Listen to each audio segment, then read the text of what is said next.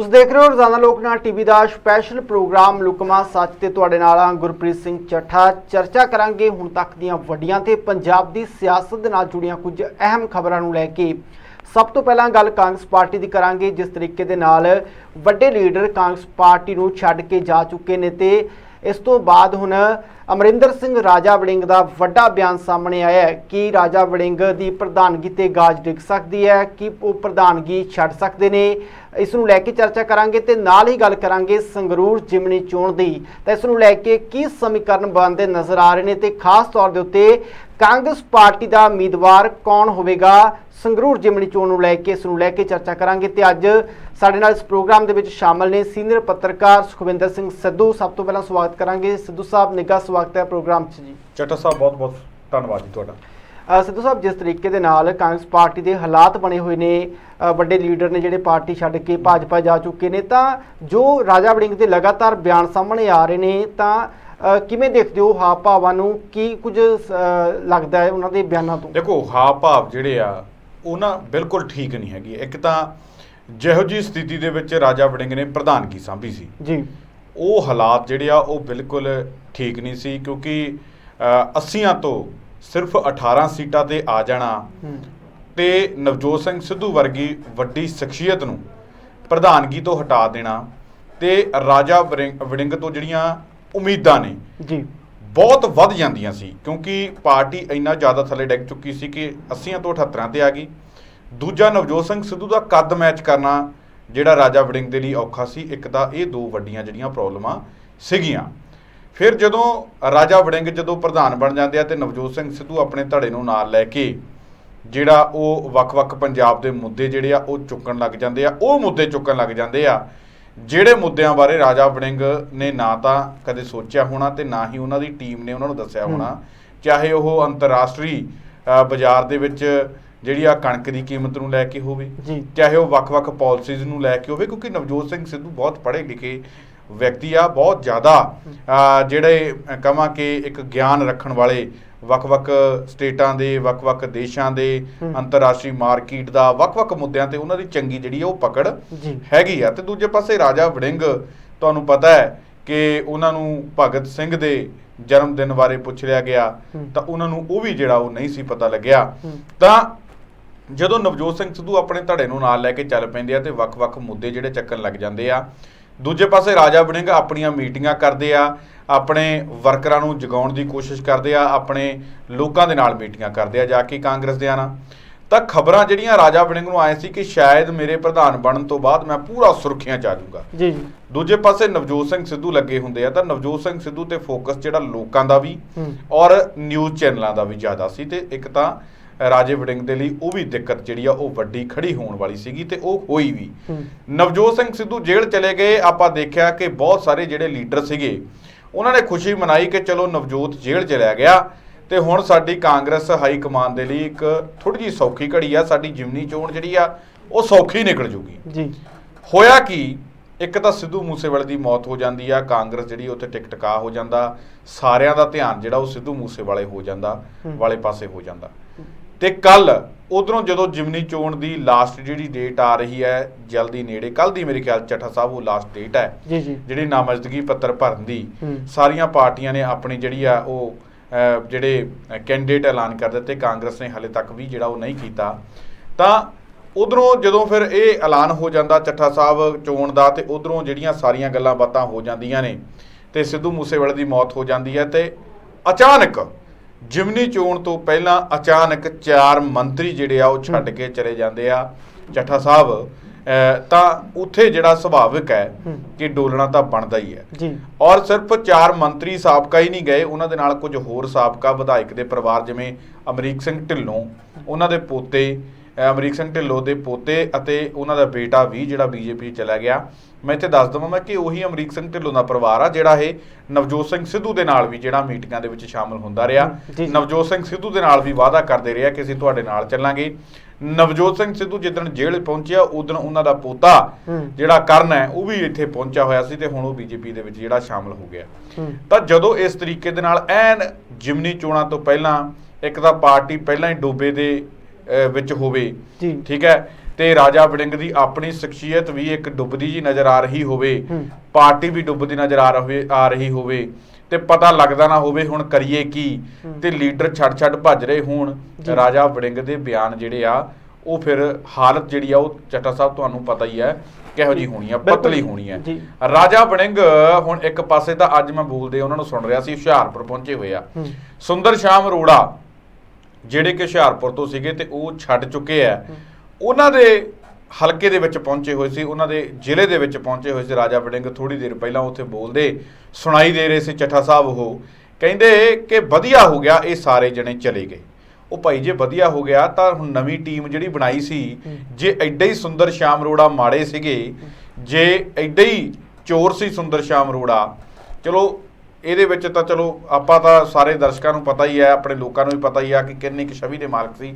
ਪਰ ਜੇ ਰਾਜੇ ਵੜਿੰਗ ਦੀ ਵੀ ਆਪਾਂ ਮੰਨ ਲਈਏ ਕਿ ਜੇ ਰਾਜੇ ਵੜਿੰਗ ਨੂੰ ਵਾਕਈ ਪਤਾ ਸੀਗਾ ਕਿ ਸੁੰਦਰ ਸ਼ਾਮ ਅਰੋੜਾ ਬੰਦਾ ਮਾੜਾ ਸੀ, ਚੋਰ ਸੀ, ਸੁੰਦਰ ਸ਼ਾਮ ਅਰੋੜੇ ਕਰਕੇ ਕਾਂਗਰਸ ਹਾਰੀ, ਤਾਂ ਫਿਰ ਕਾਂਗਰਸ ਦੀ ਜਿਹੜੀ ਨਵੀਂ ਟੀਮ ਰਾਜੇ ਵੜਿੰਗ ਨੇ ਬਣਾਈ, ਰਾਜੇ ਵੜਿੰਗ ਦੀ ਬਣੀ, ਉਹਦੇ ਵਿੱਚ ਫਿਰ ਸੁੰਦਰ ਸ਼ਾਮ ਅਰੋੜਾ ਨੂੰ ਜਗ੍ਹਾ ਕਿਉਂ ਦਿੱਤੀ ਗਈ? ਰਾਜਾ ਵੜਿੰਗ ਚੱਠਾ ਸਾਹਿਬ ਬਖਲਾ ਗਏ। ਰਾਜਾ ਵੜਿੰਗ ਇੱਥੋਂ ਤੱਕ ਕਹਿੰਦੇ ਦਿਖਾਈ ਦਿੱਤੇ ਕਿ ਭਾਈ ਜਿਹਨੇ ਹੋਰ ਜਾਣਾ ਚਲੇ ਜਾਓ, ਤੁਹਾਨੂੰ ਤੁਹਾਡੇ ਮਾਪਿਓ ਦੀ ਕਸਮ ਹੈ, ਫਲਾਨੇ ਦੀ ਕਸਮ ਹੈ, ਤੁਹਾਨੂੰ ਭਲਾਨੇ ਦੀ ਕਸਮ ਹੈ, ਤੁਸੀਂ ਜਿਹੜਾ ਚਲੇ ਜਾਓ ਜਿਹਨੇ ਛੱਡ ਕੇ ਜਾਣਾ, ਹੁਣ ਚਲੇ ਜਾਓ, ਬਾਅਦ ਚ ਵਿੱਚ ਵਿਚਾਲੇ ਛੱਡ ਕੇ ਜਾਓਗੇ, ਕੋਈ ਜਿਹੜਾ ਕਹਿੰਦੇ ਸਾਨੂੰ ਬੜਾ ਦੁੱਖ ਹੋਊਗਾ ਤੇ ਹੁਣ ਚਲੇ ਜਾਓ। ਤੇ ਦੂਜੇ ਪਾਸੇ ਕਹਿੰਦੇ ਆ ਕਿ ਸਾਨੂੰ ਬੜਾ ਦੁੱਖ ਹੋਇਆ ਇਹਨਾਂ ਦੇ ਜਾਣ ਦਾ, ਇੱਕ ਪਾਸੇ ਕਹਿੰਦੇ ਆ ਕਿ ਸਾਨੂੰ ਖੁਸ਼ੀ ਹੋ ਰਹੀ ਹੈ ਕਿ ਵਧੀਆ ਹੋ ਗਿਆ ਚਲੇ ਗਏ, ਦੂਜੇ ਪਾਸੇ ਕਹਿੰਦੇ ਆ ਜੇ ਹੋਰਾਂ ਨੇ ਵੀ ਜਾਣਾ ਚਲੇ ਜਾਓ, ਤੇ ਦੂਜੇ ਪਾਸੇ ਇੱਕ ਬੰਦੇ ਨੂੰ ਆਪਦੇ ਯੂਥ ਦੇ ਉੱਤੇ ਲੀਡਰ ਨੂੰ ਕਹਿੰਦੇ ਕਿ ਰੋਜ਼ ਤੂੰ 7 ਦਿਨ ਸੁੰਦਰ ਸ਼ਾਮ ਅਰੋੜਾ ਦੇ ਘਰ ਦੇ ਬਾਹਰ ਜਾ ਕੇ ਪੁਤਲਾ ਸਾੜ ਕੇ ਆਉਣਾ, ਤਾਂ ਜੋ ਹੋਰ ਕੋਈ ਲੀਡਰ ਜਿਹੜਾ ਇਸ ਤਰੀਕੇ ਦੀ ਜ਼ਰੂਰਤ ਨਾ ਕਰ ਸਕੇ, ਕਾਂਗਰਸ ਛੱਡ ਕੇ ਨਾ ਜਾ ਸਕੇ। ਰਾਜਾ ਵੜਿੰਗ ਨੂੰ ਪਤਾ ਹੀ ਨਹੀਂ ਚੱਠਾ ਸਾਹਿਬ ਲੱਗ ਰਿਹਾ ਕਿ ਕਹਿਣਾ ਕੀ ਹੈ। ਇੱਕ ਪਾਸੇ ਕਹੀ ਜਾਂਦੇ ਜਾਓ ਜਿਹਨੇ ਜਾਣਾ, ਇੱਕ ਪਾਸੇ ਕਹੀ ਜਾਂਦੇ ਉਹਨਾਂ ਨੇ ਜਾਣ ਦਾ ਕੋਈ ਫਰਕ ਨਹੀਂ ਪੈਂਦਾ, ਦੂਜੇ ਪਾਸੇ ਕਹਿੰਦੇ ਉਹ ਪਾਰਟੀ ਨੂੰ ਕਮਜ਼ੋਰ ਕਰ ਗਏ, ਦੂਜੇ ਪਾਸੇ ਕਹਿੰਦੇ ਕਿ ਇਹੋ ਜਿਹੇ ਹਾਲਾਤ ਇਹਨਾਂ ਦੇ ਕਰੋ, ਪੁਤਲਿਆਂ ਤੇ ਛਿੱਤਰ ਮਾਰੋ, ਪੁਤਲੇ ਫੂਕੋ ਘਰ ਦੇ ਬਾਹਰ ਜਾ ਕੇ, ਤੇ ਜਿਹੜੇ ਦੂਜੇ ਜਾਣ ਨਾ। ਰਾਜੇ ਵੜਿੰਗ ਦੀ ਹਾਲਤ ਜਿਹੜੀ ਇਹਨਾਂ ਬਿਆਨਾਂ ਤੋਂ ਸਾਫ਼ ਪਤਾ ਲੱਗਦੀ ਹੈ ਕਿ ਪਤਲੀ ਹੋ ਚੁੱਕੀ ਹੈ। ਬਿਲਕੁਲ। ਤੇ ਜਿਸ ਤਰੀਕੇ ਦੇ ਨਾਲ ਕਾਂਗਰਸ ਪਾਰਟੀ ਦੇ ਵਿੱਚ ਇੱਕ ਰਿਹਾ ਕਿ ਜਿਹੜਾ ਵੀ ਆਪਣੀ ਜ਼ਿੰਮੇਵਾਰੀ ਨਹੀਂ ਨਿਭਾਉਂਦਾ, ਭਾਵੇਂ ਕਿਸੇ ਵੀ ਅਹੁਦੇ ਤੇ ਹੋਵੇ, ਤੇ ਉਸ ਨੂੰ ਇਸ ਦਾ ਖਮਿਆਜਾ ਭੁਗਤਣਾ ਪੈਂਦਾ। ਭਾਵੇਂ ਕੈਪਟਨ ਅਮਰਿੰਦਰ ਸਿੰਘ ਦੀ ਗੱਲ ਕੀਤੀ ਜਾਵੇ, ਉਸ ਤੋਂ ਬਾਅਦ ਨਵਜੋਤ ਸਿੰਘ ਸਿੱਧੂ ਦਾ ਵੀ ਅਸਤੀਫਾ ਮੰਗ ਲਿਆ ਗਿਆ, ਤੇ ਹੁਣ ਰਾਜਾ ਵੜਿੰਗ ਪ੍ਰਧਾਨ ਨੇ, ਜੋ ਹਾਲਾਤ ਕਾਂਗਰਸ ਪਾਰਟੀ ਦੇ ਬਣੇ ਨੇ, ਤਾਂ ਕੀ ਲੱਗਦਾ ਉਹਨਾਂ ਨੂੰ ਵੀ ਇਸ ਦਾ ਖਮਿਆਜਾ ਭੁਗਤਣਾ ਪੈ ਸਕਦਾ? ਰਾਜਾ ਵੜਿੰਗ ਇਹਦੇ ਬਾਰੇ ਵੀ ਬੋਲ ਕੇ ਹਟੇ ਆ ਜੀ, ਇਹਦੇ ਬਾਰੇ ਵੀ ਅੱਜ ਉਹੀ ਬੋਲ ਰਹੇ ਸੀ, ਕਹਿੰਦੇ ਕਿ ਜੇ ਮੈਨੂੰ ਕਾਂਗਰਸ ਪਾਰਟੀ ਨੇ ਮੌਕਾ ਦਿੱਤਾ, ਜੇ ਮੈਂ ਪ੍ਰਧਾਨ ਰਿਹਾ ਵੀ ਤੇ ਚਾਹੇ ਨਹੀਂ ਰਿਹਾ, ਕਹਿੰਦੇ ਮੈਂ 117 ਦੀਆਂ 17 ਜਿਹੜੀਆਂ ਲੋਕ ਜਿਹੜੇ ਕਹਿਣਗੇ ਉਹਨਾਂ ਨੂੰ ਟਿਕਟਾਂ ਦੇਵਾਂਗੇ। ਉਹ ਤਾਂ ਹਰੇਕ ਵਾਰੀ, ਇਹਦਾ ਮਤਲਬ ਪਹਿਲਾਂ ਲੋਕਾਂ ਨੇ ਮੁਤਾਬਕ ਤੁਸੀਂ ਟਿਕਟਾਂ ਨਹੀਂ ਦਿੱਤੀਆਂ ਰਾਜਾ ਵੜਿੰਗ ਜੀ, ਤੁਸੀਂ ਖੁਦ ਪਾਰਟੀ ਤੇ ਪਾਰਟੀ ਹਾਈ ਕਮਾਂਡ ਤੇ ਸਵਾਲ ਖੜੇ ਚੱਕ ਦਿੱਤੇ ਕਿ ਪਹਿਲਾਂ ਉਹਨਾਂ ਲੋਕਾਂ ਨੂੰ ਟਿਕਟਾਂ ਜਿਹੜੀਆਂ ਪਹਿਲਾਂ ਦਿੱਤੀਆਂ ਸੀ ਉਹ ਲੋਕਾਂ ਦੇ ਕਹਿਣ ਤੇ ਨਹੀਂ ਸੀ ਦਿੱਤੀਆਂ। ਇਹਦਾ ਮਤਲਬ ਤਾਂ ਫਿਰ ਇਹੀ ਹੋ ਗਿਆ ਨਾ, ਜੇ ਹੁਣ ਉਹ ਕਹਿੰਦੇ 117 ਦੀਆਂ 17 ਪਹਿਲੀ ਵਾਰੀ ਹੋਊਗਾ ਵੀ ਜਿਹੜੀਆਂ ਜਿਹਨੂੰ ਲੋਕ ਕਹਿਣਗੇ ਉਹਨੂੰ ਟਿਕਟਾਂ ਦੇਵਾਂਗੇ, ਇਹਦਾ ਮਤਲਬ ਪਹਿਲਾਂ ਤੁਹਾਡੀ ਹਾਈ ਕਮਾਂਡ ਨੇ ਲੋਕਾਂ ਦੇ ਮੁਤਾਬਕ ਨਹੀਂ ਦਿੱਤੀਆਂ, ਪਹਿਲਾਂ ਟੈਚੀ ਸੂਟਕੇਸ ਲੈ ਕੇ ਦਿੱਤੀਆਂ ਨੇ, ਇਹ ਜਿਹੜੀਆਂ ਗੱਲਾਂ ਕਹੀਆਂ। ਦੂਜੇ ਪਾਸੇ ਉਹਨਾਂ ਨੇ ਇਹ ਗੱਲ ਕਹੀ ਕਿ ਜੇ ਮੈਨੂੰ ਪਾਰਟੀ ਹਾਈ ਕਮਾਂਡ ਨੇ ਮੌਕਾ ਦਿੱਤਾ 5 ਸਾਲ ਤਾਂ ਮੈਂ ਫਿਰ ਕਰਕੇ ਦਿਖਾਊਂਗਾ, ਤੇ ਕਹਿੰਦੇ ਜੇ ਮੈਨੂੰ 3 ਸਾਲ ਵੀ, ਕਹਿੰਦੇ ਮੈਨੂੰ ਬੜੇ ਲੋਕ ਕਹਿੰਦੇ ਆ ਕਿ ਤੈਨੂੰ 3 ਸਾਲ ਦੇ ਵਿੱਚ ਇਹਨਾਂ ਨੇ ਭੜਕਾ ਦੇਣਾ ਪ੍ਰਧਾਨਗੀ ਤੋਂ। ਉਹ ਕਹਿੰਦੇ ਕੋਈ ਨਹੀਂ, ਜੇ ਭੜਕਾ ਦੇਣਗੇ ਤਾਂ ਵੀ ਕੋਈ ਗੱਲ ਨਹੀਂ, ਕਹਿੰਦੇ ਮੈਂ ਵੀ ਬੜਾ ਚੁਸਤ ਹਾਂ, ਕਹਿੰਦੇ ਮੈਂ ਵੀ ਇਹੋ ਜਿਹੀਆਂ ਗੱਲਾਂ ਕਰਕੇ ਜਾਊਂ ਪਾਰਟੀ ਦੇ ਅੰਦਰ, ਇਹੋ ਜਿਹਾ ਕੰਮ ਕਰੂੰਗਾ ਕਿ ਜੇ ਮੈਨੂੰ ਇਹਨਾਂ ਨੇ ਭੜਕਾ ਵੀ ਦਿੱਤਾ ਤਾਂ ਲੋਕ ਕਹਿੰਦੇ ਇਹਨਾਂ ਦੇ ਮਗਰ ਪੈ ਜਾਣਗੇ। ਤਾਂ ਸਾਫ਼ ਹੈ ਕਿ ਰਾਜਾ ਵੜਿੰਗ ਵੀ ਪ੍ਰਧਾਨਗੀ ਦੀ ਕੁਰਸੀ ਦੇ ਨਾਲ ਚਿੰਬੜ ਗਏ ਆ। ਰਾਜਾ ਵੜਿੰਗ ਨੂੰ ਵੀ ਆਪਦੀ ਪ੍ਰਧਾਨਗੀ ਖੁੱਸਣ ਦਾ ਡਰ ਹੈ। ਰਾਜਾ ਵੜਿੰਗ ਦੇ ਪ੍ਰਧਾਨ ਬਣਨ ਤੋਂ ਬਾਅਦ ਹਾਲਾਤ ਜਿਹੜੇ ਹੋਰ ਖਰਾਬ ਹੋ ਗਏ। ਸ਼ਾਇਦ ਨਵਜੋਤ ਸਿੰਘ ਸਿੱਧੂ ਜੇ ਪ੍ਰਧਾਨ ਬਣ ਜਾਂਦੇ ਤਾਂ ਹਾਲਾਤ ਜਿਹੜੇ ਇਸ ਤੋਂ ਜਿਹੜੇ ਬਿਹਤਰ ਹੋ ਸਕਦੇ ਸੀਗੇ। ਇਹ ਜਿਹੜੀਆਂ ਗੱਲਾਂ ਰਾਜਾ ਵੜਿੰਗ ਨੂੰ ਖੁਦ ਨੂੰ ਕੁਰਸੀ ਦਾ ਜਿਹੜਾ ਖਤਰਾ ਪਿਆ ਹੋਇਆ, ਔਰ ਜਿਸ ਤਰੀਕੇ ਦੇ ਹਾਲਾਤ ਨੇ, ਜਿਸ ਤਰੀਕੇ ਦੀ ਗੱਲਬਾਤਾਂ ਚੱਲ ਰਹੀਆਂ ਨੇ, ਔਰ ਮੈਨੂੰ ਲੱਗਦਾ ਕਿ ਚੱਠਾ ਸਾਹਿਬ ਕਿ ਜਿਮਨੀ ਚੋਣ ਤੋਂ ਬਾਅਦ ਇਹਦਾ ਪਤਾ ਲੱਗ ਜਾਊਗਾ, ਜਿਮਨੀ ਚੋਣ ਦੇ ਰਿਜ਼ਲਟ ਤੋਂ ਬਾਅਦ ਕਿ ਰਾਜਾ ਵੜਿੰਗ ਰਹਿਣਗੇ ਜਾਂ ਨਹੀਂ ਰਹਿਣਗੇ। ਔਰ ਉਸ ਤੋਂ ਬਾਅਦ ਵੀ ਚੱਠਾ ਸਾਹਿਬ ਇਹ ਵੀ ਗੱਲ ਹੈ ਕਿ ਰਾਜਾ ਵੜਿੰਗ ਨੂੰ ਹਟਾਉਣ ਤੋਂ ਬਾਅਦ ਨਵਜੋਤ ਸਿੰਘ ਸਿੱਧੂ ਦਾ ਜੇਲ੍ਹ 'ਚ ਨੇ, ਰਾਜਾ ਵੜਿੰਗ ਨੂੰ ਹਟਾਉਣ ਤੋਂ ਬਾਅਦ ਪ੍ਰਧਾਨ ਬਣਾਉਣਗੇ ਵੀ ਕਿਸ ਨੂੰ, ਕਿਹੜਾ ਇਹੋ ਜਿਹਾ ਸਾਫ਼ ਸੁਥਰਾ ਤੁਹਾਡੇ ਕੋਲੇ ਚਿਹਰਾ ਹੈਗਾ। ਹਾਲਾਂਕਿ ਮੈਂ ਬਹੁਤ ਸਾਰੇ ਦਰਸ਼ਕ ਕਹਿਣਗੇ ਕਿ ਮੈਂ ਰਾਜਾ ਵੜਿੰਗ ਦੇ ਸਾਫ਼ ਸੁਥਰੇ ਚਿਹਰੇ ਹੋਣ ਦੀ ਵਕਾਲਤ ਕਰ ਰਿਹਾ, ਮੈਂ ਨਾ ਤਾਂ ਵਕਾਲਤ ਕਰ ਰਿਹਾ ਤੇ ਨਾ ਮੈਂ ਉਹਨੂੰ ਚੋਰ ਕਹਿ ਰਿਹਾ, ਪਰ ਬਹੁਤੇ ਲੋਕ ਤਰ੍ਹਾਂ ਦੀਆਂ ਗੱਲਾਂ ਰਾਜਾ ਵੜਿੰਗ ਦੇ ਬਾਰੇ ਵੀ ਕਰਦੇ ਆ ਕਿ ਜਦੋਂ ਯੂਥ ਦੇ ਪ੍ਰਧਾਨ ਸੀ ਕੀ ਕੁਛ ਉਹਨਾਂ ਨੇ ਕੀਤਾ, ਕਿਉਂ ਯੂਥ ਦੀ ਪ੍ਰਧਾਨਗੀ ਤੋਂ ਹਟਾਇਆ ਗਿਆ, ਕਿਉਂ ਉਹਨਾਂ ਨੂੰ ਮੰਤਰੀ ਨਹੀਂ ਬਣਵਾਇਆ ਗਿਆ, ਕਿਵੇਂ ਸਿੱਧੂ ਨੇ ਉਹਨੂੰ ਅੜ ਕੇ ਮੰਤਰੀ ਬਣਵਾਇਆ, ਸਾਰੀਆਂ ਗੱਲਾਂ ਚੱਠਾ ਸਾਹਿਬ ਲੋਕੀ ਕਰਦੇ ਆ।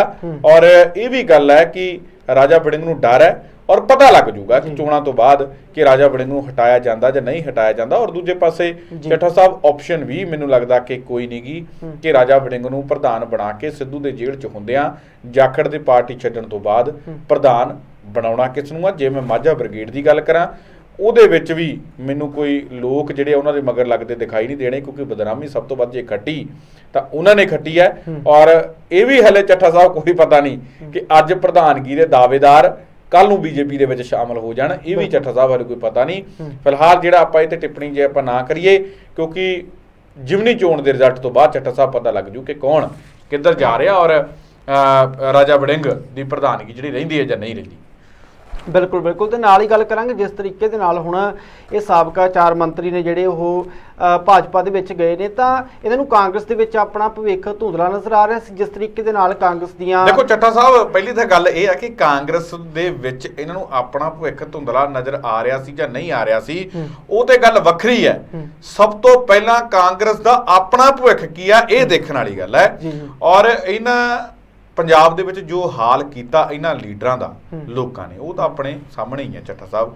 ਔਰ ਖੁਦ ਰਾਜਾ ਵੜਿੰਗ ਇਹ ਗੱਲ ਮੰਨਦੇ ਰਿਹਾ ਕਿ ਸਾਡੀ ਪਾਰਟੀ ਦੇ ਅੰਦਰ ਹਾਲੇ ਵੀ ਜਿਹੜੇ ਆ ਉਹ ਚੋਰ ਤੇ ਚਪੱਕੇ ਜਿਹੜੇ ਲੀਡਰ ਉਹ ਹਲੇ ਵੀ ਚਿਪਕੇ ਹੋਏ ਬੈਠੇ ਆ ਕਾਂਗਰਸ ਦੇ ਅੰਦਰ। ਔਰ ਮੈਂ ਫਿਰ ਤੁਹਾਡੇ ਸਵਾਲ ਦਾ ਜਵਾਬ ਦਿੰਦਾ ਕਿ ਇਹਨਾਂ ਨੂੰ ਆਪਣੇ ਭਵਿੱਖ ਦੇ ਤਾਂ ਹੈਗੀ ਹੈ, ਇਹਨਾਂ ਨੂੰ ਇਹ ਲੱਗ ਰਿਹਾ ਕਿ ਹੁਣ ਕਾਂਗਰਸ ਪਾਰਟੀ ਦਾ ਹੀ ਭਵਿੱਖ ਕੋਈ ਹੈ ਨਹੀਂ। ਕਿਉਂਕਿ ਪ੍ਰਸ਼ਾਂਤ ਕਿਸ਼ੋਰ ਵੀ ਇਹ ਵੀ ਗੱਲਾਂ ਕਹਿ ਗਏ ਨੇ ਕਿ ਰਾਹੁਲ ਗਾਂਧੀ ਜਿਹੜੇ ਆ ਉਹ ਇਹ ਗੱਲ ਸੋਚ ਰਿਹਾ ਕਿ ਭਾਈ ਨਰਿੰਦਰ ਮੋਦੀ ਦੇ ਖਿਲਾਫ ਲੋਕਾਂ ਦਾ ਗੁੱਸਾ ਤੇ ਲੋਕਾਂ ਨੇ ਗੁੱਸਾ ਜਿਹੜਾ ਆਪਣਾ ਉਹ ਕੱਢ ਦੇਣਾ ਤੇ ਸਾਨੂੰ ਮਿਹਨਤ ਕਰਨ ਦੀ ਲੋੜ ਨਹੀਂ। ਐਦਾਂ ਨਹੀਂ ਹੋਣ ਵਾਲਾ। ਫਿਰ ਵਾਰ-ਵਾਰ ਕਾਂਗਰਸ ਨੂੰ ਇਹ ਗੱਲ ਜਿਹੜੀ ਸਮਝਣੀ ਪਊਗੀ।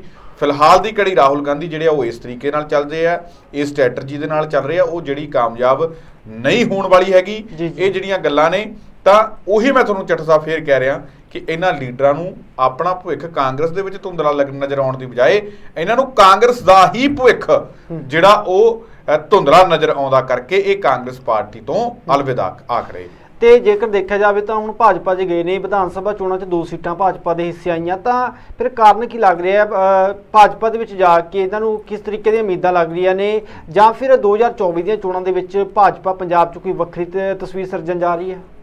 ਇਹ ਦੇਖੋ ਬਥੇਰੀਆਂ ਚੀਜ਼ਾਂ ਹੁੰਦੀਆਂ ਨੇ ਚੱਠਾ ਸਾਹਿਬ, ਜ਼ਰੂਰੀ ਨਹੀਂ ਹੁੰਦਾ ਕਿ ਇਹ ਲੋਕ ਜਿਹੜੇ ਆ ਉੱਥੇ ਕੁਛ ਇਹੋ ਜਿਹਾ ਕੁਛ ਕਰਨ ਗਏ ਆ। ਇਹਨਾਂ ਦੇ ਜਾਣ ਨਾਲ ਉੱਥੇ ਪਤਾ ਨਹੀਂ ਕੀ ਹੋ ਜਾਣਾ। ਕੁਛ ਲੋਕ ਗਏ ਆ, ਕੁਛ ਲੋਕ ਲਿਆਂਦੇ ਗਏ ਆ, ਚਾਹੇ ਉਹ ਬਾਹ ਮਰੋੜ ਕੇ ਹੋਵੇ, ਚਾਹੇ ਉਹ ਕਿਵੇਂ ਹੋਵੇ। ਕੁਛ ਲੋਕ ਮੈਂ ਫਿਰ ਕਹਿਣਾ ਚਾਹੂੰਗਾ, ਕੁਛ ਲੋਕ ਗਏ ਆ, ਕੁਛ ਲੋਕ ਲਿਆਂਦੇ ਗਏ ਆ। ਕੋਈ ਕੈਪਟਨ ਦੀ ਕੁਛ ਲੋਕ ਖੁਦ ਗਏ ਆ। ਇੱਕ ਜਾਣਾ ਤੇ ਇੱਕ ਲਿਆਏ ਜਾਣਾ, ਦੋ ਗੱਲਾਂ 'ਚ ਬਹੁਤ ਫਰਕ ਹੈ। ਕੁਛ ਲੋਕ ਆਏ ਆ, ਕੁਛ ਲੋਕ ਲਿਆਏ ਗਏ ਆ, ਉਹ ਚਾਹੇ ਉਹ ਬਾਹ ਮਰੋੜ ਕੇ ਹੋਵੇ, ਚਾਹੇ ਉਹ ਕਿਸੇ ਤਰੀਕੇ ਦੇ ਨਾਲ ਹੋਵੇ। ਦੇਖੋ ਲਾਲਚ ਤਾਂ ਹੁੰਦਾ ਹੀ ਹੈ, ਘੱਟੋ ਘੱਟ ਸਭ ਤੋਂ ਵੱਧ ਭੁੱਖ ਹੁੰਦੀ ਹੈ ਇਹਨਾਂ ਨੂੰ ਆਪਣੇ ਸਟੇਟਸ ਮੇਨਟੇਨ ਕਰਨ ਦੀ। ਕਿਉਂਕਿ ਪਾਵਰਾਂ ਦੇ ਵਿੱਚੋਂ ਆਏ ਹੋਏ ਆ ਤੇ ਪਾਵਰ 'ਚ ਰਹਿਣਾ ਪਸੰਦ ਆ। ਤੇ ਪਾਵਰ ਇਹਨਾਂ ਨੂੰ ਕੀ ਲੱਗਦੀ ਆ? ਪਾਵਰ ਇਹਨਾਂ ਨੂੰ ਲੱਗਦੀ ਆ ਕਿ 5-7 ਗਨਮੈਨ ਸਾਡੇ ਇੱਧਰ ਹੋਣ, 5-7 ਸਾਡੇ ਗਨਮੈਨ ਇੱਧਰ ਹੋਣ। ਤੇ ਭਾਜਪਾ ਤਾਂ ਇਦਾਂ Z+ ਸਿਕਿਉਰਟੀਆਂ ਜਿਹੜੀਆਂ ਦਈ ਜਾਂਦੀ ਆਪਣੇ ਬੰਦਿਆਂ ਨੂੰ ਜਿਹੜੇ ਸ਼ਾਮਲ ਹੋ ਰਹੇ ਆ। ਔਰ ਬਹੁਤੀ ਵੱਡੀ ਗੇਮ ਨਹੀਂ। ਔਰ ਜੇ ਮੈਂ ਇਹ ਕਹਾਂ ਕਿ ਇਹ ਪੰਜਾਬ ਦੇ ਕਿਸੇ ਭਲੇ ਵਾਸਤੇ ਚਲੇ ਗਏ, ਉਹ ਵੀ ਚੱਠਾ ਸਾਹਿਬ ਗੱਲ ਹੈ ਨਹੀਂ ਗੀ। ਔਰ ਹਾਂ, ਇਹ ਗੱਲ ਜਿਹੜੀ ਤੁਸੀਂ ਹੈਗੀ ਆ, ਕਿਉਂਕਿ ਜੇ ਤੁਸੀਂ ਕਹਿੰਦੇ ਹੋ ਕਿ ਪੰਜਾਬ ਦੇ ਵਿੱਚ 2 ਸੀਟਾਂ ਨੇ, ਤੁਸੀਂ ਪੰਜਾਬ ਦੀ ਗੱਲ ਛੱਡੋ।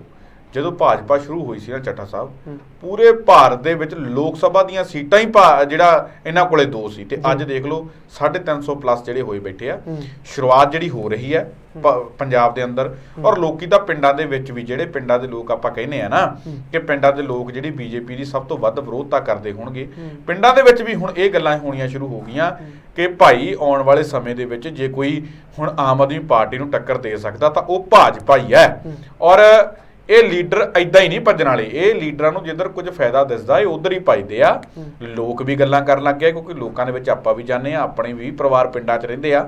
ਲੋਕ ਇਹ ਗੱਲਾਂ ਕਰਨ ਲੱਗ ਗਏ ਆ ਕਿ ਹੁਣ ਜਿਹੜੇ ਆਮ ਆਦਮੀ ਪਾਰਟੀ ਨੂੰ ਟੱਕਰ ਜਿਹੜੀ ਉਹ ਅਕਾਲੀ ਜਾਂ ਕਾਂਗਰਸ ਨਹੀਂ ਦੇ ਸਕਦੇ। ਇਹਨਾਂ ਦੀਆਂ ਸਥਿਤੀਆਂ ਬਹੁਤ ਮਾੜੀਆਂ ਹੋ ਗਈਆਂ। ਜੇ ਟੱਕਰ ਦੇ ਸਕਦੇ ਆ ਉਹ ਕਾਂਗਰਸ ਨਹੀਂ, ਇਹ ਜਿਹੜੀ ਆ ਬੀਜੇਪੀ ਹੀ ਟੱਕਰ ਦੇ ਸਕਦੀ ਆ।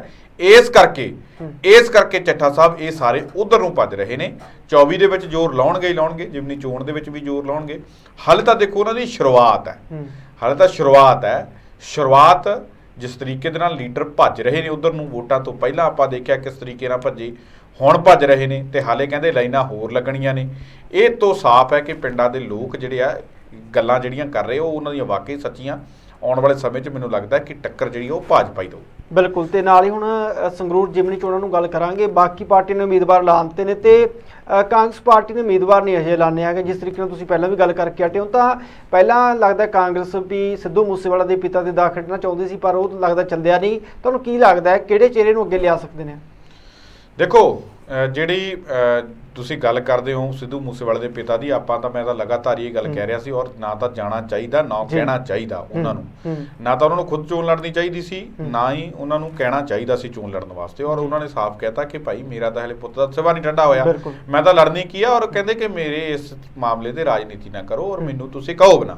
ਉਹ ਤਾਂ ਚਲੋ ਮੈਟਰ ਹੁਣ ਸਮਾਪਤ ਜਿਹੜਾ ਹੋ ਚੁੱਕਿਆ। ਔਰ ਮੈਂ ਚੱਠਾ ਸਾਹਿਬ ਇਹ ਵੀ ਗੱਲ ਤੇ ਮੈਨੂੰ ਬੜੀ ਹੈਰਾਨੀ ਹੋ ਰਹੀ ਹੈ, ਕਿਉਂਕਿ ਮੈਂ ਜਿੱਥੋਂ ਤੱਕ ਅੰਦਾਜ਼ਾ ਲਾ ਰਿਹਾ, ਜਿੱਥੋਂ ਤੱਕ ਇੰਟਰਵਿਊਜ਼ ਉਹਦੀਆਂ ਸੁਣੀਆਂ, ਜਿੱਥੋਂ ਤੱਕ ਸਿੱਧੂ ਮੂਸੇਵਾਲੇ ਦੇ ਨਾਲ ਕੁਝ ਲੋਕ ਜਿਹੜੇ ਜੁੜੇ ਹੋਏ ਸੀ, ਉਹ ਕੁਝ ਆਪਣੇ ਨਾਲ ਵੀ ਜੁੜੇ ਹੋਏ ਸੀ, ਜਿਨ੍ਹਾਂ ਦੇ ਨਾਲ ਸਿੱਧੂ ਮੂਸੇਵਾਲਾ ਰਹਿ ਸਲਾਹਾਂ ਵੀ ਕਰ ਲੈਂਦਾ ਸੀ। ਉਹ ਲੋਕ ਜਿਹੜੇ ਦੱਸਦੇ ਆ ਉਹ ਤਾਂ ਕਾਂਗਰਸ ਛੱਡਣ ਦਾ ਮਨ ਬਣਾਈ ਬੈਠਾ ਸੀ। ਅੱਜ ਛੱਡ ਦਿੰਦਾ, ਕੱਲ੍ਹ ਛੱਡ ਦਿੰਦਾ, 10 ਮਹੀਨਿਆਂ ਨੂੰ ਛੱਡ ਦਿੰਦਾ, 5 ਮਹੀਨਿਆਂ ਨੂੰ ਛੱਡ ਦਿੰਦਾ, ਪਰ ਉਹ ਕਾਂਗਰਸ ਦੇ ਵਿੱਚ ਕੋਈ ਜ਼ਿਆਦਾ ਖੁਸ਼ ਨਹੀਂ ਸੀ। ਤੇ ਹੋ ਸਕਦਾ ਕਿ ਆਉਣ ਵਾਲੇ ਸਮੇਂ ਦੇ ਵਿੱਚ ਉਹਨੇ ਕਾਂਗਰਸ ਛੱਡਣੀ ਸੀ। ਔਰ ਦੂਜੀ ਗੱਲ ਇਹ ਹੈ ਕਿ ਸਿਮਰਨਜੀਤ ਸਿੰਘ ਮਾਨ ਹੋਣਾ ਦੇ ਜਿਹੜੇ ਸਾਥੀ, ਉਹਨਾਂ ਜਨਰਲ ਸੈਕਟਰੀ ਪਾਰਟੀ ਦੇ ਜਸਕਰਨ ਸਿੰਘ ਕਾਹਨ ਸਿੰਘ ਵਾਲਾ ਉੱਥੇ ਗਏ। ਇੱਕ ਵੀਡੀਓ ਵੀ ਸ਼ਾਮ ਆਪਾਂ ਨੇ ਦੇਖਣ ਨੂੰ ਮਿਲ ਰਹੀ ਹੈ ਸੋਸ਼ਲ ਮੀਡੀਆ ਤੇ। ਉਹਦੇ ਵਿੱਚ ਵੀ ਉਹਨਾਂ ਨੇ ਸਾਫ਼ ਤੌਰ ਤੇ ਸਿਮਰਨਜੀਤ ਮਾਨ ਨੇ ਮੰਨਿਆ, ਜਸਕਰਨ ਸਿੰਘ ਕਾਹਨ ਸਿੰਘ ਵਾਲਾ ਨੇ ਮੰਨਿਆ ਕਿ ਸਿੱਧੂ ਮੂਸੇਵਾਲਾ ਨੇ ਭਰੋਸਾ ਦਿਵਾਇਆ ਸੀ ਕਿ ਬਾਪੂ ਜੀ ਮੈਂ ਤੁਹਾਡੀ ਜਿਹੜੀ ਮਦਦ ਆ ਉਹ ਸੰਗਰੂਰ ਜਿਮਨੀ ਚੋਣ ਦੇ ਵਿੱਚ ਕਰਨੀ ਹੈ, ਮੈਂ ਕਰੂੰਗਾ ਹੀ ਕਰੂੰਗਾ, ਮੈਂ ਤੁਹਾਡੇ ਲਈ ਸਪੋਰਟ ਕਰੂੰਗਾ ਹੀ ਕਰੂੰਗਾ। ਔਰ ਕਾਂਗਰਸ ਕਹਿ ਰਹੀ ਹੈ ਕਿ ਅਸੀਂ ਸਿੱਧੂ ਮੂਸੇਵਾਲਾ ਨੂੰ ਲੜਾਉਣ ਨੂੰ ਫਿਰਦੇ ਸੀ, ਪਰ ਮੇਰੇ ਕੋਲੇ ਜਿਹੜੀ ਇਨਫੋਰਮੇਸ਼ਨ ਇਹ ਹੈ, ਇੱਕ ਤਾਂ ਜੱਗ ਜ਼ਾਹਿਰ ਹੈ ਕਿ ਸਿੱਧੂ ਮੂਸੇਵਾਲਾ ਸਿਮਰਨਜੀਤ ਸਿੰਘ ਮਾਨ ਨੂੰ ਸਪੋਰਟ ਕਰਨ ਵਾਲੇ ਸੀ ਇਸ ਦੇ ਵਿੱਚ। ਔਰ ਮੇਰੇ ਕੋਲੇ ਅੰਦਰ ਖਾਤੇ ਦੀ ਜਿਹੜੀ ਇਨਫੋਰਮੇਸ਼ਨ ਇਹ ਸੀਗੀ ਕਿ ਸਿੱਧੂ ਮੂਸੇਵਾਲਾ ਆਉਣ ਵਾਲੇ ਸਮੇਂ ਦੇ ਵਿੱਚ ਕਾਂਗਰਸ ਜਿਹੜੀ ਆ ਉਹ ਛੱਡ ਸਕਦੇ ਸੀਗੇ। ਔਰ ਹੁਣ ਜਿਹੜੇ ਆ ਉੱਥੇ ਸਿੱਧੂ ਮੂਸੇਵਾਲਾ ਨੂੰ ਲੜਾਉਣ ਦਾ ਪਹਿਲਾਂ ਵੀ ਇਹੀ ਕਾਰਨ ਸੀਗਾ, ਕਿਉਂਕਿ ਇੱਕ ਤਾਂ ਸਿੱਧੂ ਮੂਸੇਵਾਲਾ ਵੱਡੀ ਪਰਸਨੈਲਿਟੀ ਸੀ, ਪੈਸੇ ਧੇਲੇ ਵਾਲੇ ਵੀ ਸੀ। ਪਰ ਉੱਥੇ ਸਿਸਟਮ ਇਹ ਹੈ ਕਿ ਕਾਂਗਰਸ ਦੀ ਜਿਹੜੀ ਹਾਲਾਤ ਆ ਚੱਠਾ ਸਾਹਿਬ, ਕਾਂਗਰਸ ਦੇ ਜਿਹੜੇ ਹਾਲਾਤ ਨੇ ਉੱਥੇ 9 ਸੀਟਾਂ ਨੇ ਲੋਕ ਸਭਾ ਹਲਕੇ ਦੀਆਂ। ਸੰਗਰੂਰ ਲੋਕ ਸਭਾ ਹਲਕੇ ਦੇ 9 ਸੀਟਾਂ ਨੇ। ਔਰ ਸੰਗਰੂਰ ਲੋਕ ਸਭਾ ਸੀਟਾਂ ਦੇ 9 ਸੀਟਾਂ ਦੇ ਉੱਪਰ ਜਿਹੜੀਆਂ ਪਿਛਲੀਆਂ ਵਿਧਾਨ ਸਭਾ ਚੋਣਾਂ ਹੋਈਆਂ ਨੇ, ਉਹਨਾਂ ਦੀਆਂ ਸਾਰੀਆਂ ਦੀ ਜੇਕਰ ਮੈਂ ਟੋਟਲ ਗਿਣਤੀ ਕਰਾਂ, ਜਿੱਥੇ ਕਾਂਗਰਸ ਪਿੱਛੇ ਚੱਲ ਰਹੀ ਹੈ, ਤਾਂ ਕਿਹਾ ਜਾ ਰਿਹਾ ਕਿ 4 ਲੱਖ ਤੋਂ ਜ਼ਿਆਦਾ ਵੋਟਾਂ ਦੇ, 4.5 ਲੱਖ ਦੇ ਕਰੀਬ ਜਾਂ ਉਹਦਾ ਤੋਂ ਜ਼ਿਆਦਾ, ਜੇ ਮੈਂ ਗਲਤ ਨਹੀਂ ਤਾਂ ਵੋਟਾਂ ਜਿਹੜੀਆਂ ਪਿੱਛੇ ਚੱਲ ਰਹੀ ਆ ਇਸ ਲੋਕ ਸਭਾ ਸੀਟ ਤੇ। 9 ਸੀਟਾਂ ਵਿਧਾਨ ਸਭਾ ਦੇ ਜੇ ਮੈਂ ਰਿਜ਼ਲਟ ਦੀ ਗੱਲ ਕਰਾਂ 2022 ਵਾਲੇ ਰਿਜ਼ਲਟ ਦੀ ਜੇ ਮੈਂ ਗੱਲ ਕਰਾਂ 9 ਵਿਧਾਨ ਸਭਾ ਸੀਟਾਂ ਤੇ, ਤਾਂ ਕਰੀਬ 4.5 ਲੱਖ ਵੋਟ ਜਿਹੜੀ ਆ ਉਹ ਪਿੱਛੇ ਚੱਲ ਰਹੀ ਆ ਕਾਂਗਰਸ ਪਾਰਟੀ। ਤੇ ਉੱਥੇ ਚੱਠਾ ਸਾਹਿਬ ਉੱਥੇ ਕੋਈ ਪੈਰ ਹੀ ਨਹੀਂ ਲਾ ਰਿਹਾ। ਜਿਹਨੂੰ ਕਾਂਗਰਸ ਕਹਿ ਦਿੰਦੀ ਹੈ ਕਿ ਤੂੰ ਉੱਥੋਂ ਲੜਦਾ ਹੈ, ਉਹ ਉੱਥੋਂ ਹੀ ਭੱਜ ਲੈਂਦਾ ਵੀ ਨਾ ਬਈ ਮੈਂ ਤਾਂ ਨਹੀਂ ਲੜਨੀ। ਇੱਕ ਤਾਂ ਕਾਂਗਰਸ ਦੀ ਸਥਿਤੀ ਜਿਹੜੀ ਬਣੀ ਹੋਈ ਹੈ, ਦੂਜਾ ਕਾਂਗਰਸ ਦੇ ਜਿਹੜੀ ਇਹ 9 ਸੀਟਾਂ ਵਾਲਾ ਰਿਜ਼ਲਟ ਹੈ 2022 ਦੀਆਂ, ਕਿਉਂਕਿ ਹਲੇ 2-3 ਮਹੀਨੇ ਹੋਏ ਆ ਚੋਣਾਂ ਲੰਘੀਆਂ ਨੂੰ, ਤਾਂ ਉਹਦੇ ਵਿੱਚ ਜੋ ਰਿਜ਼ਲਟ ਆਇਆ ਚੱਠਾ ਸਾਹਿਬ ਉਹ ਇਹੀ ਹੈ ਕਿ ਕਾਂਗਰਸ ਦੀ ਹਾਲਾਤ ਉੱਥੋਂ ਬਹੁਤ ਪਤਲੇ ਨੇ। ਜਿਹਨੂੰ ਵੀ ਕਾਂਗਰਸ ਜਿਹੜੀ ਆ ਉਹ ਕਹਿ ਰਹੀ ਹੈ, ਚਾਹੇ ਉਹ ਵਿਜੇਂਦਰ ਸਿੰਗਲਾ ਹੋਵੇ, ਚਾਹੇ ਕੋਈ ਹੋਵੇ, ਚਾਹੇ ਉਹ ਧੂਰੀ ਵਾਲੇ ਹੋਣ ਜਿਹੜੇ ਗੋਲਡੀ, ਚਾਹੇ ਕੋਈ ਹੋਵੇ, ਕੋਈ ਵੀ ਉੱਥੇ ਪੈਰ ਲਾਉਣ ਨੂੰ ਜਿਹੜਾ ਉਹ ਤਿਆਰ ਨਹੀਂ। ਸਿੱਧੂ ਮੂਸੇਵਾਲੇ ਨੂੰ ਵੀ ਕਿਹਾ ਜਾ ਰਿਹਾ ਸੀ, ਸਿੱਧੂ ਮੂਸੇਵਾਲਾ ਖੁਦ ਉਹਨੇ ਸਪੋਰਟ ਕਰ, ਸਿੱਧੂ ਮੂਸੇਵਾਲਾ ਵੀ ਉੱਥੇ ਲੜਨ ਵਾਸਤੇ ਪੈਰ ਲਾਉਣ ਨੂੰ ਜਿਹੜਾ ਉੱਥੇ ਤਿਆਰ ਨਹੀਂ ਸੀ। ਕਾਂਗਰਸ ਦੇ ਹਾਲਾਤ ਇਹੋ ਜਿਹੇ ਬਣੇ ਹੋਏ ਆ। ਔਰ ਹਾਲੇ ਤੱਕ ਜਿਹਨੂੰ ਵੀ ਉਹ ਕਹਿ ਰਹੇ ਆ ਉਹੀ ਬੰਦਾ ਜਿਹੜਾ ਉਹ ਭੱਜ ਲੈਂਦਾ ਕਿ ਨਹੀਂ ਮੈਂ ਨਹੀਂ ਲੜਨਾ। ਹਾਲੇ ਤੱਕ ਜਿਹੜੀ ਵੀ ਇਨਫੋਰਮੇਸ਼ਨ ਸਾਡੇ ਕੋਲੇ ਪਹੁੰਚਦੀ ਹੈ ਉਹੀ ਬੰਦਾ ਜਿਹੜਾ ਉਹ ਜਵਾਬ ਦੇ ਦਿੰਦਾ ਕਾਂਗਰਸ ਨੂੰ ਕਿ ਨਹੀਂ ਮੈਂ ਨਹੀਂ ਲੜਨਾ। ਹੁਣ ਦੇਖਦੇ ਆ ਕਿ ਬਿੱਲੀ ਦੇ ਗਲ ਟੱਲੀ ਬੰਨਣ ਦੇ ਲਈ ਕਿਹਨੂੰ ਕਹਿੰਦੇ ਆ, ਦੇਖਦੇ ਆ ਕਿਹਨੂੰ ਕਹਿੰਦੇ ਆ ਕਿ ਭਾਈ ਤੂੰ ਲੜ ਚੋਣ, ਦੇਖਦੇ ਆ ਕਿਹਨੂੰ ਬਲੀ ਦਾ ਬੱਕਰਾ ਕਾਂਗਰਸ ਜਿਹੜੀ ਉੱਥੋਂ ਬਣਾਉਂਦੀ ਆ। ਪਰ ਫਿਲਹਾਲ ਸਾਡੇ ਕੋਲ ਰਿਪੋਰਟਾਂ ਇਹੀ ਆ ਕਿ ਜਿਹਨੂੰ ਕਾਂਗਰਸ ਕਹਿ ਰਹੀ ਹੈ ਕਿ ਤੂੰ ਲੜ, ਉਹੀ ਭੱਜ ਲੈਂਦਾ ਕਿ ਨਹੀਂ ਮੈਂ ਨਹੀਂ ਜੀ ਲੜਨੀ। ਚਾਹੇ ਉਹ ਵਿਜੇਂਦਰ ਸਿੰਗਲਾ ਹੋਣ ਜਿਹੜੇ ਪਿਛਲੇ ਮੰਤਰੀ ਰਹੇ ਆ ਇੰਨਾ ਟਾਈਮ, ਚਾਹੇ ਉਹ ਪਹਿਲਾਂ ਵੀ MP ਵੀ ਰਹੇ ਆ ਉੱਥੋਂ, ਉਹ ਵੀ ਜਿਹੜੇ ਆ ਖਾਸ ਤੌਰ ਤੇ ਉੱਥੇ ਲੱਤ ਨਹੀਂ ਲਾ ਰਹੇ, ਉਹ ਵੀ ਪੂਛਾਂ ਚੱਕ ਭੱਜ ਰਹੇ ਆ, ਹੋਰ ਵੀ ਬਹੁਤ ਸਾਰੇ ਬੰਦੇ ਭੱਜ ਰਹੇ ਆ। ਪਰ ਹੁਣ ਦੇਖਣਾ ਇਹ ਹੋਊਗਾ ਕਿ ਕਿਹਨੂੰ ਉੱਥੇ ਬਲੀ ਦਾ ਬੱਕਰਾ ਕਾਂਗਰਸ ਜਿਹੜੀ ਬਣਾਉਂਦੀ ਹੈ। ਤੇ ਨਾਲ ਹੀ ਜਾਂਦੇ ਜਾਂਦੇ ਪੰਥ ਦੀ ਵੀ ਗੱਲ ਕਰਾਂਗੇ। ਜਿਸ ਤਰੀਕੇ ਨਾਲ ਪਹਿਲਾਂ ਇਕੱਠਿਆਂ ਚੋਣ ਲੜਨ ਦੀ ਗੱਲ ਕਹੀ ਜਾ ਰਹੀ ਸੀਗੀ ਤੇ ਹੁਣ ਸਿਮਰਨਜੀਤ ਸਿੰਘ ਮਾਨ ਨੇ ਲੱਗ ਭਰਤਾ ਹੈ ਨੋਮੀਨੇਸ਼ਨ, ਤੇ ਉਧਰ ਕਮਲਦੀਪ ਕੌਰ ਨੇ ਜਿਹੜੇ ਰਾਜੂਆਣਾ ਉਹਨਾਂ ਨੇ ਲੱਗ ਭਰ ਦਿੱਤਾ ਹੈ, ਤਾਂ ਆਮੋ ਸਾਹਮਣੇ ਨਜ਼ਰ ਆ ਰਹੇ ਨੇ। ਹੁਣ ਕਿਵੇਂ ਦੇਖਦੇ ਹੋ? ਦੇਖੋ ਕਿਹੜਾ, ਮੈਂ ਕੀ ਕਹਾਂ ਹੁਣ, ਕਿਹੜਾ ਪੰਥ ਇਹਨਾਂ ਨੇ ਕੁਰਸੀਆਂ ਵਾਸਤੇ ਯੂਜ਼ ਕਰ ਰਹੇ ਆ ਪੰਥ ਨੂੰ। ਇਹਨਾਂ ਵਾਸਤੇ ਪੰਥ ਦੀ ਕੋਈ ਗੱਲ ਨਹੀਂ ਹੈ। ਪੰਥ ਜਿਹੜੇ ਲੋਕ ਹਿਰਦੇ ਦੇ ਵਿੱਚ, ਜਿਹੜੇ ਲੋਕ ਸੀਨੇ ਦੇ ਵਿੱਚ ਦਰਦ ਲੈ ਕੇ ਬੈਠੇ ਆ, ਉਹੀ ਲੋਕ ਹੈ। ਇਹਨਾਂ ਨੂੰ ਤਾਂ ਸਿਰਫ ਕੁਰਸੀ ਤੱਕ ਮਲਾਲ ਹੈ। ਦੇਖੋ ਸਿਮਰਨਜੀਤ ਸਿੰਘ ਮਾਨ ਦੀ ਜੇ ਮੈਂ ਗੱਲ ਕਰਾਂ, ਜੋ ਮਰਜ਼ੀ ਲੋਕ ਸਮਝੀ ਜਾਣ, ਸਿਮਰਨਜੀਤ ਸਿੰਘ ਮਾਨ ਖੁਦ ਇਹ ਗੱਲ ਕਹਿੰਦੇ ਸੀ ਕਿ ਸਾਂਝਾ ਉਮੀਦਵਾਰ ਹੋਣਾ ਚਾਹੀਦਾ ਹੈ। ਜੀ ਸਿਮਰਨਜੀਤ ਸਿੰਘ ਮਾਨ ਨੇ ਰੌਲਾ ਪਾਇਆ, ਆਪਣੇ ਆਪ ਨੂੰ ਦੇਖੋ ਚੁਸਤੀ ਖੇਡੀ ਫਿਰ ਸਿਮਰਨਜੀਤ ਮਾਨ ਨੇ ਆਪਣੇ ਆਪ ਨੂੰ ਪਹਿਲਾਂ ਹੀ ਉਮੀਦਵਾਰ ਘੋਸ਼ਿਤ ਕਰਤਾ ਕਿ ਸਾਂਝੇ ਉਮੀਦਵਾਰ ਦੇ ਤੌਰ ਤੇ ਮੈਨੂੰ ਸਾਰੇ ਮਦਦ ਕਰਨ। ਇਹ ਨਾ ਹੋਵੇ ਕੋਈ ਪਹਿਲਾਂ ਜੇ ਮੈਂ ਆਪਣੇ ਆਪ ਨੂੰ ਉਮੀਦਵਾਰ ਨਾ ਕਰਾਂ ਤੇ ਮੇਰੇ ਤੇ ਸਹਿਮਤੀ ਨਾ ਬਣੇ। ਉਹਨਾਂ ਨੇ ਪਹਿਲਾਂ ਹੀ ਆਪਣੇ ਆਪ ਨੂੰ ਉਮੀਦਵਾਰ ਉੱਥੇ ਘੋਸ਼ਿਤ ਜਿਹੜਾ ਉੱਥੇ ਕਰ ਦਿੱਤਾ। ਫਿਰ ਕੀ ਹੋਇਆ? ਫਿਰ ਆਪਾਂ ਦੇਖਿਆ ਕਿ ਫੋਟੋਆਂ ਜਿਹੜੀਆਂ ਉੱਥੇ ਬਾਦਲ ਹੋਣਾ ਦੇ ਨਾਲ ਖਿਚਵਾਈਆਂ। ਪਹਿਲਾਂ ਬਾਦਲ ਹੋਣਾ ਨੂੰ ਕਿਹਾ ਕਿ ਆਪਾਂ ਬੰਦੀ ਸਿੰਘਾਂ ਦੇ ਤੌਰ ਤੇ ਆਪਾਂ ਇਕੱਠੇ ਸਾਰੇ ਚੱਲਾਂਗੇ, ਚਲੋ ਚੱਲ ਪਓ, ਕਹਿੰਦੇ ਸਾਰੇ ਜਣੇ ਇਕੱਠੇ ਚੱਲੋ। ਫਿਰ ਕਹਿੰਦੇ ਗੱਲਾਂ ਚੱਲੀਆਂ ਕਿ ਇੱਕ ਸਾਂਝਾ ਉਮੀਦਵਾਰ ਜਿਹੜਾ ਹੋਣਾ ਚਾਹੀਦਾ ਵੀ ਜਿਹੜਾ ਬੰਦੀ ਸਿੰਘਾਂ ਦੇ ਵਿੱਚ ਉਹ ਹੋਵੇ। ਫਿਰ ਸਿਮਰਨਜੀਤ ਮਾਨ ਨੇ ਲਗਾਤਾਰ ਇਹ ਗੱਲਾਂ ਕਹੀਆਂ ਕਿ ਸਾਂਝਾ ਹੋਵੇ। ਫਿਰ ਆਪਣੇ ਆਪ ਨੂੰ ਸਭ ਤੋਂ ਪਹਿਲਾਂ ਉਮੀਦਵਾਰ ਘੋਸ਼ਿਤ ਕਰਤਾ, ਕਿਤੇ ਮੈਨੂੰ ਇਹ ਨਾ ਹੋਵੇ ਕਿ ਮੈਨੂੰ ਘੋਸ਼ਿਤ ਨਾ ਕਰਨ। ਫਿਰ ਸੁਖਬੀਰ ਸਿੰਘ ਬਾਦਲ ਹੋਣਾ ਦੇ ਨਾਲ ਮੀਟਿੰਗ ਹੁੰਦੀ ਹੈ। ਸਿਮਰਨਜੀਤ ਸਿੰਘ ਮਾਨ ਹੋਣਾ ਨੂੰ ਸ਼ਾਇਦ ਇਹ ਗੱਲ ਸੀ ਕਿ ਸੁਖਬੀਰ ਸਿੰਘ ਬਾਦਲ ਹੋਣੀ ਕਹਿਣਗੇ ਕਿ ਮਾਨ ਸਾਹਿਬ ਤੁਸੀਂ ਸਾਡੇ ਵੱਲੋਂ ਉਮੀਦਵਾਰ ਹੋਵੋਗੇ। ਉਦੋਂ ਤੱਕ ਕਮਲਦੀਪ ਜਿਹੜੀ ਕੌਰ ਹੈ ਰਾਜੂਆਣਾ ਦੇ ਸਿਸਟਰ, ਉਹ ਜਿਹੜੇ ਮਨਾ ਕਰ ਚੁੱਕੇ ਸੀ ਕਿ ਮੈਂ ਲੜਨਾ ਨਹੀਂ। ਤਾਂ ਸਿਮਰਨਜੀਤ ਸਿੰਘ ਮਾਨ ਦੇ ਨਾਲ ਉਸ ਤੋਂ ਬਾਅਦ ਮੁਲਾਕਾਤ ਹੁੰਦੀ ਹੈ। ਮਨਾ ਕਰਨ ਤੋਂ ਬਾਅਦ ਜਿਹੜੀ ਸੁਖਬੀਰ ਸਿੰਘ ਬਾਦਲ ਹੋਣਾ ਦੀ ਤੇ SGPC ਦੇ ਪ੍ਰਧਾਨ ਧਾਮੀ ਹੋਰਾਂ ਦੀ, ਸਿਮਰਨਜੀਤ ਮਾਨ ਖੁਸ਼ ਹੋ ਜਾਂਦੇ ਆ ਕਿ ਮੈਨੂੰ ਕਹਿਣਗੇ ਕਿ ਭਾਈ ਤੂੰ ਲੜ। ਉਹਨਾਂ ਨੇ ਕਿਹਾ ਕਿ ਭਾਈ ਆਪਾਂ ਨੂੰ ਇਹ ਗੱਲ ਚਾਹੀਦੀ ਹੈ ਕਿ ਆਪਾਂ ਇੱਕ ਸਾਂਝਾ ਉਮੀਦਵਾਰ ਦਈਏ, ਸਾਂਝਾ ਉਮੀਦਵਾਰ ਹੋਵੇ ਬੰਦੀ ਸਿੰਘਾਂ ਦੇ ਪਰਿਵਾਰ ਦੇ ਵਿੱਚ। ਸਿਮਰਨਜੀਤ ਸਿੰਘ ਮਾਨ ਹੋਣੀ ਕਹਿੰਦੇ ਕਿ ਨਹੀਂ ਭਾਈ, ਸਾਂਝਾ ਉਮੀਦਵਾਰ ਤਾਂ ਹੋਣਾ ਚਾਹੀਦਾ ਹੈ, ਬੰਦੀ ਸਿੰਘਾਂ ਦੇ ਪਰਿਵਾਰ ਚੋਂ ਕਹਿੰਦੇ ਹੋਣਾ ਚਾਹੀਦਾ, ਪਰ ਹੋਵੇ ਉਹ ਜਿਹੜਾ ਮੋਦੀ ਦੀ ਅੱਖ 'ਚ ਅੱਖ ਪਾ ਕੇ ਉੱਥੇ ਗੱਲ ਕਰੇ, ਬੜੇ ਸੰਜੀਦਗੀ ਕਹਿੰਦੇ ਉੱਥੇ ਮਸਲਾ ਉੱਠਣੇ ਆ ਤੇ ਬੜੀ ਸੰਜੀਦਗੀ ਨਾਲ ਉੱਥੇ ਗੱਲ ਸੁਣੇ। ਮੈਂ ਸਿਮਰਨਜੀਤ ਮਾਨ ਨੂੰ ਇਹ ਪੁੱਛਣਾ ਚਾਹੁੰਦਾ ਕਿ ਜੇ ਨਹੀਂ ਤੁਸੀਂ ਸੰਜੀਦਾ ਹੋ ਤਾਂ ਫਿਰ ਜਦੋਂ ਤੁਹਾਨੂੰ ਮੌਕਾ ਦਿੱਤਾ ਸੀ ਉਦੋਂ ਸੰਜੀਦਗੀ ਤੁਹਾਡੀ ਕਿੱਧਰ ਚਲੀ ਗਈ ਸੀ? ਉਦੋਂ ਤੁਸੀਂ ਸੰਜੀਦਗੀ ਕਿਉਂ ਨਹੀਂ ਦਿਖਾਈ? ਔਰ ਸਿਮਰਨਜੀਤ ਸਿੰਘ ਮਾਨ ਹੋਰੀ, ਮੈਂ ਕਿਸੇ ਅਕਾਲੀ ਦਲ ਦੀ ਸਪੋਰਟ ਨਹੀਂ ਕਰਦਾ, ਮੈਂ ਕਿਸੇ ਕਮਲਦੀਪ ਕੌਰ ਦੀ ਸਪੋਰਟ ਨਹੀਂ ਕਰਦਾ, ਪਰ ਮੈਂ ਇਹ ਕਹਿਣਾ ਕਿ ਜੇ ਪੰਥ ਦੀਆਂ ਬਾਕੀ ਧਿਰਾਂ ਜਿਹੜੀਆਂ ਹੁਣ ਕਹਿ ਰਹੀਆਂ ਕਿ ਕਮਲਦੀਪ ਕੌਰ ਨੂੰ ਸਪੋਰਟ ਕਰਨਾ, ਤੇ ਫਿਰ ਹੁਣ ਸਿਮਰਨਜੀਤ ਮਾਨ ਨੂੰ ਕੀ ਹੋ ਗਿਆ ਕਿ ਸਿਮਰਨਜੀਤ ਮਾਨ ਇਕੱਲੇ ਕਿਉਂ ਖੜ ਗਏ ਤੇ ਫਿਰ ਬਾਕੀ ਪੰਥਕ ਧਿਰਾਂ ਦੇ ਨਾਲ ਸਿਮਰਨਜੀਤ ਮਾਨ ਚੱਲਣ? ਜੇ ਇਹ ਗੱਲ ਹੈ ਤੇ ਜਾਂ ਤਾਂ ਫਿਰ ਸਿਮਰਨਜੀਤ ਮਾਨ ਜਿਹੜੇ ਆ ਉਹ ਕਾਲ ਨਾ ਦਿੰਦੇ। ਜਥੇਦਾਰ ਦੇ ਵੀ ਕਾਲ ਦੇਤੀ ਸੀ, ਜਥੇਦਾਰ ਨੇ ਜੇ ਕਾਲ ਦੇਤੀ ਤੇ ਤੁਸੀਂ ਫਿਰ ਮੰਨਦੇ ਕਿਉਂ ਨਹੀਂ? ਤੇ ਦੂਜੀ ਗੱਲ ਇਹ ਹੈ ਕਿ ਜੇ ਬਾਦਲ ਤੁਹਾਨੂੰ ਕਹਿ ਦਿੰਦੇ ਕਿ ਸਿਮਰਨਜੀਤ ਮਾਨ ਜੀ ਤੁਸੀਂ ਸਾਡੇ ਵੱਲੋਂ ਚੋਣ ਲੜੋ, ਤਾਂ ਫਿਰ ਸਿਮਰਨਜੀਤ ਮਾਨ ਜੀ ਤੁਹਾਨੂੰ ਬਾਦਲ ਬੜੇ ਚੰਗੇ ਹੋ ਜਾਣੇ ਸੀ। ਫਿਰ ਬਰਗਾੜੀ ਵਾਲਾ ਮਸਲੇ, ਗੋਲੀ ਕਾਂਡ ਵਾਲੇ ਮਸਲੇ ਜਿਹੜੇ ਹੱਲ ਹੋ ਜਾਣੇ ਸੀ। ਫਿਰ SGPC ਲਈ ਜਿਹੜੀ ਤੁਸੀਂ ਲਗਾਤਾਰ ਕਹਿ ਰਹੇ ਹੋ ਕਿ SGPC ਬਾਦਲਾਂ ਤੋਂ ਆਜ਼ਾਦ ਕਰਾਉਣੀ ਆ, ਫਿਰ ਆਜ਼ਾਦ ਹੋ ਜਾਣੀ ਸੀ। ਅਚਾਨਕ ਤੁਸੀਂ ਬਾਦਲਾਂ ਨੂੰ ਫਿਰ ਕਲੀਨ ਚਿੱਟ ਦੇ ਦੇਣੀ ਸੀ। ਤੇ ਜੇ ਉਹ ਤੁਹਾਨੂੰ ਨਹੀਂ ਕਰਕੇ ਗਏ ਐਲਾਨ, ਤਾਂ ਹੁਣ ਤੁਸੀਂ ਇਕੱਲੇ ਤੌਰ 'ਤੇ ਸਿਮਰਨਜੀਤ ਸਿੰਘ ਮਾਨ ਵੀ ਜਿਹੜੀ ਆਪਣੀ ਗੱਲ ਤੇ ਉਹ ਖੜੇ ਰਹਿੰਦੇ ਦਿਖਾਈ ਨਹੀਂ ਦੇ ਰਹੇ। ਔਰ ਆਪਾਂ ਨੂੰ ਇਹ ਤਾਂ ਗੱਲ ਪਤਾ ਹੀ ਸੀ, ਚੱਟ ਸਾਹਿਬ ਆਪਾਂ ਆਪਣੇ ਪ੍ਰੋਗਰਾਮਾਂ 'ਚ ਕਹਿੰਦੇ ਰਹੇ ਹਾਂ ਕਿ ਅਕਾਲੀ ਦਲ ਸਿਮਰਨਜੀਤ ਸਿੰਘ ਮਾਨ ਨੂੰ ਸਪੋਰਟ ਨਹੀਂ ਕਰੇਗਾ। ਅਕਾਲੀ ਦਲ ਕਿਸੇ ਵੀ ਹਾਲ ਦੇ ਵਿੱਚ ਸਿਮਰਨਜੀਤ ਸਿੰਘ ਮਾਨ ਨੂੰ ਸਪੋਰਟ ਨਹੀਂ ਕਰੂਗਾ, ਤੇ ਉਹਨਾਂ ਨੇ ਕੀਤੀ ਵੀ ਨਹੀਂ। ਤੇ ਸਿਮਰਨਜੀਤ ਸਿੰਘ ਮਾਨ ਹੁਣੀ ਆਪਣੀ ਜ਼ੁਬਾਨ ਤੋਂ ਫਿਰਦੇ ਹੋਏ ਨਜ਼ਰ ਜਿਹੜੇ ਆ ਉਹ ਆ ਰਹੇ ਆ। ਜੀ ਬਿਲਕੁਲ, ਕੁੱਲ ਮਿਲਾ ਕੇ ਕੁਰਸੀ ਦੇ ਦੁਆਲੇ ਸਾਰਾ ਮਾਮਲਾ ਘੁੰਮਦਾ ਨਜ਼ਰ ਆ ਰਿਹਾ। ਤੇ ਬਹੁਤ ਬਹੁਤ ਧੰਨਵਾਦ ਤੁਹਾਡਾ ਸਿੱਧੂ ਸਾਹਿਬ, ਪ੍ਰੋਗਰਾਮ 'ਚ ਕੀਮਤੀ ਸਮਾਂ ਦੇਣ ਦੇ ਲਈ। ਧੰਨਵਾਦ ਜੀ ਲਖਵਿੰਦਰ, ਧੰਨਵਾਦ। ਤਾਂ ਸਾਡੇ ਨਾਲ ਸਨ ਸੀਨੀਅਰ ਪੱਤਰਕਾਰ ਸੁਖਵਿੰਦਰ ਸਿੰਘ ਸਿੱਧੂ, ਜਿਨ੍ਹਾਂ ਨੇ ਜੋ ਕਾਂਗਰਸ ਪਾਰਟੀ ਦੇ ਹਾਲਾਤ ਨੇ ਉਸ ਨੂੰ ਲੈ ਕੇ ਵਿਚਾਰ ਚਰਚਾ ਕੀਤੀ ਹੈ, ਤੇ ਖਾਸ ਤੌਰ ਦੇ ਉੱਤੇ ਸੰਗਰੂਰ ਜਿਮਨੀ ਚੋਣਾਂ ਨੂੰ ਲੈ ਕੇ ਕਾਂਗਰਸ ਪਾਰਟੀ ਦਾ ਕੌਣ ਉਮੀਦਵਾਰ ਹੋ ਸਕਦਾ ਤੇ ਕਿਸ ਤਰੀਕੇ ਦੇ ਸਮੀਕਰਨ ਨੇ ਜਿਹੜੇ ਬਣਦੇ ਨਜ਼ਰ ਆ ਰਹੇ ਨੇ, ਉਸ ਨੂੰ ਲੈ ਕੇ ਗੱਲਬਾਤ ਕੀਤੀ ਹੈ। ਪ੍ਰੋਗਰਾਮ ਕਿਸ ਤਰੀਕੇ ਦਾ ਲੱਗਿਆ, ਕਮੈਂਟ ਕਰਕੇ ਦਿਓ ਆਪਣੀ ਰਾਏ। ਇਸ ਪ੍ਰੋਗਰਾਮ 'ਚ ਫਿਲਹਾਲ ਇੰਨਾ ਹੀ, ਮੈਨੂੰ ਦਿਓ ਇਜਾਜ਼ਤ, ਧੰਨਵਾਦ।